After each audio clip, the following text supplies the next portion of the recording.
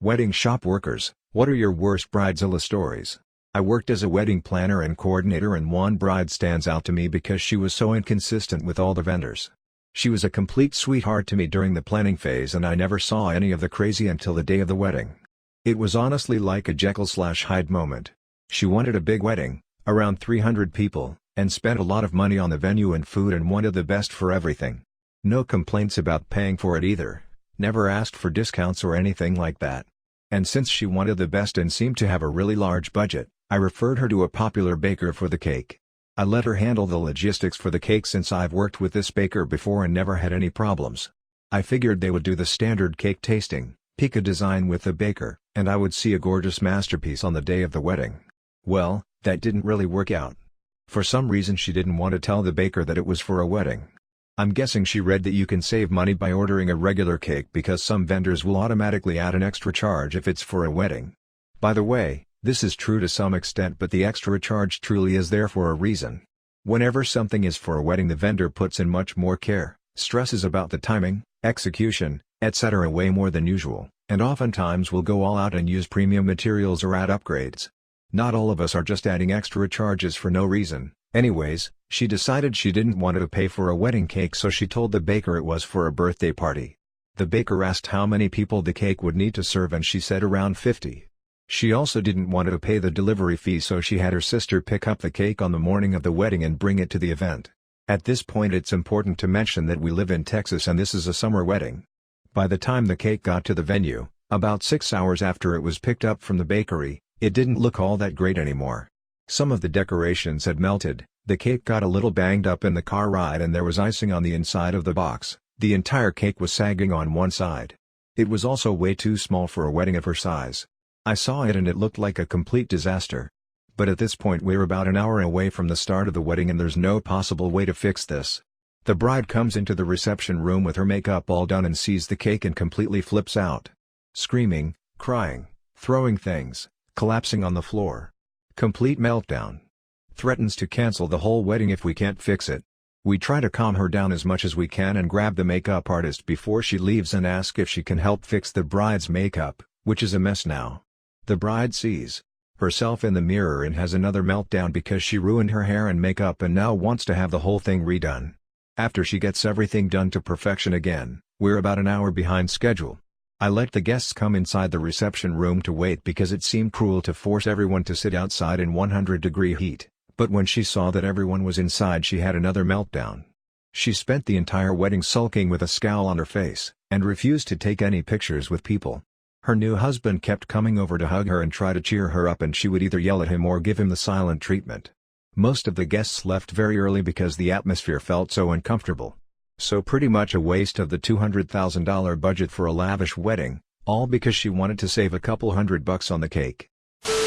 I once worked in a bakery and we had this bride freak out that her cake wasn't right and proceeded to smash it to bits with her fist. She smashed the wrong cake. Like WTF. Anyways, the cops allowed her to wash her hands before placing her in handcuffs. I felt bad for the future husband and the couple that ordered said cake. People are cray-cray.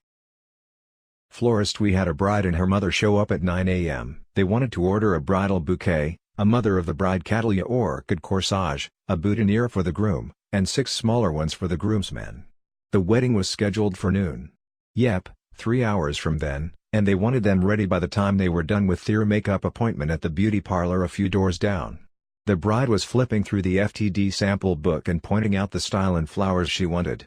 Think garden roses with long sweeping trails of stephanotis and variegated ivy, all 3 of which would require at least a week's advanced order with our suppliers.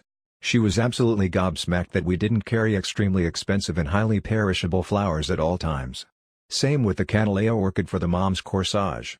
My boss told them that since they didn't place an order beforehand they would be limited to what we had in stock, and simple styles that could be assembled quickly. The bride and her mom kept pointing at the book and arguing that we should have those specific flowers in stock. My boss eventually took the book off the desk and tossed it behind the counter. The bride vacillated between tears and petulant whining that we were going to ruin her big day. My boss, who had a bone-deep loathing for brides in general, told her she had ruined her own day by not ordering her flowers before her actual wedding day. The mom tried chewing out my boss for her lack of customer service skills. My boss told her that she was welcome to go down the street to Vaughn's and ask their flower department to make their order with whatever they had in stock. The mom said she'd do just that, and reassured the bride that she'd have her flowers done by the time her appointment was over. Both women stormed out. I figured that was that, but my boss told me and the other girl to start on 6 simple dendrobium orchid bouts. Meanwhile, she threw together a ribbon-wrapped bridal bouquet with some white roses that were nearly past their prime and some more dendros. Sure enough, 20 minutes later the mob slunk back in and meekly asked if we were still able to assemble what they needed. We did. We also charged her a very large bitch tax rush fee. Wedding band member here. Had a bride flip her shit at me and my bandmates because our instruments weren't white or salmon colored to fit in with the decorations, and she was saying we would ruin the photographs. Even though I was playing during the reception and all the photos were already taken. A sunburst jazz bass, blue Stratocaster and a red drum set aren't going to ruin your pictures, darling. I worked at David's Bridal and I have to say that I never really had a terrible bride. It was always the moms, grandmas, sisters and friends that were terrible. Either they hated what the bride would pick out for them to wear or they would hate what she was picking out for herself to wear. At DB we have kinda strict appointment guidelines when it comes to time, and a lot of brides that would bring entourages wouldn't find a dress because everyone would bombard her with their opinions and overwhelm them. The worst thing I've ever witnessed was when a bride that always struggled with her weight came in. She was overweight and had been working extremely hard on it over the last year. It was a slower day and we all loved her story and wanted to make that day special, so we all decided to help. She finally found a dress that she loved and she started crying along with most of us. Then she looked at her mom and asked for her opinion, and her mom looked at her and said, "You look fat in it." We all stood there in silence and the bride lost her happiness. She asked to be assisted in taking it off and they left. It was one of the saddest days that I had experienced there. My mom and I saw a great Bridezilla freakout while shopping for my wedding dress a few years back. We were in a small, local shop when another mother-daughter duo came in. The attendant who had been helping us went up to greet them. The mother said they were here to pick up her daughter's dress, so the attendant looks her name up in the computer, frowns, and says, "Ma'am, you never bought the dress." "What are you talking about?" The attendant shows the lady the notes on her computer screen. "You said you wanted to think about it, and asked if we could hold the dress. We held it for 2 weeks, but when we didn't hear back from you, we assumed you didn't want it." "Well, we want it now." "It's been over 8 months, the attendant explained. "We sold the dress a long time ago. But I can order you another one, and have it expedited here in a few weeks."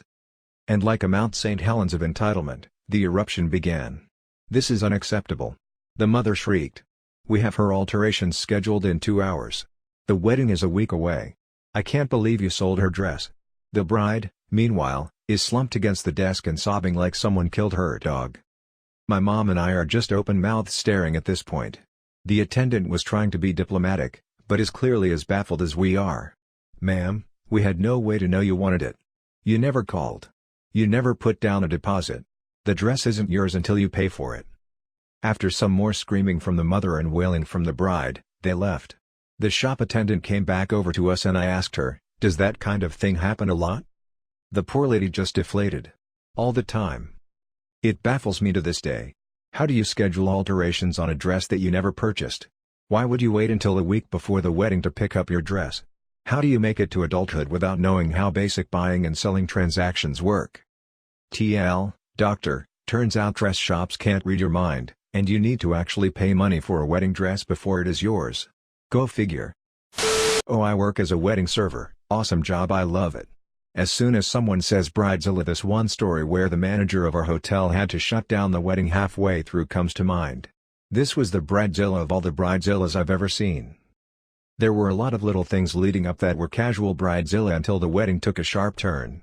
At one point she accused the wedding server staff of stealing her veil. Then the manager found it in her room and also showed her the card swipes to her room proving only she had been in the room that day.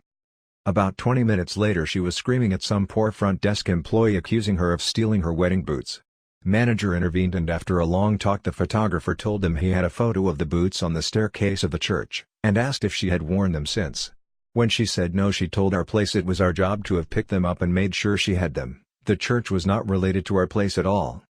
Then shortly after she started opening the wedding gifts frantically inside the ballroom and screaming at anyone and everyone, guests included, saying someone stole her wedding certificate. After that, Our manager gathered the wedding staff and told us to take off our uniform jackets, empty them in front of him, then to clock out and go home. Which we all did. None of us stole anything, and we heard next day the maid of honor had the certificate, and after we left the wedding was shut down completely. Room left as is for the bride to come back to in the morning. Wedding coordinator here. I've found the moms are usually worse than the brides. I worked a wedding this past summer with a ridiculous momzilla. During the rehearsal, she handed me the box of decorations and said, "Don't you dare make this look tacky." On the day of the wedding, she arrived and came up to ask me where the wedding programs were. I told her there weren't any programs in any of the boxes, and she proceeded to bitch me out for losing them and then decided that I stole them. She also asked that we build a water station for the guests, but instructed that she didn't want the guests to have access to it until after the ceremony. It was 90 degrees that day and the ceremony was outside, so that did not go over well. And when the guests complained that they were thirsty and we weren't letting them go to the water station, she told them how horrible we were and made a big deal out of opening the water station early, like she was the hero. Thank God they only booked the venue for the ceremony, so she was only my problem for about an hour. Thanks for watching. Subscribe for more. Oh, and don't spoil the endgame piece.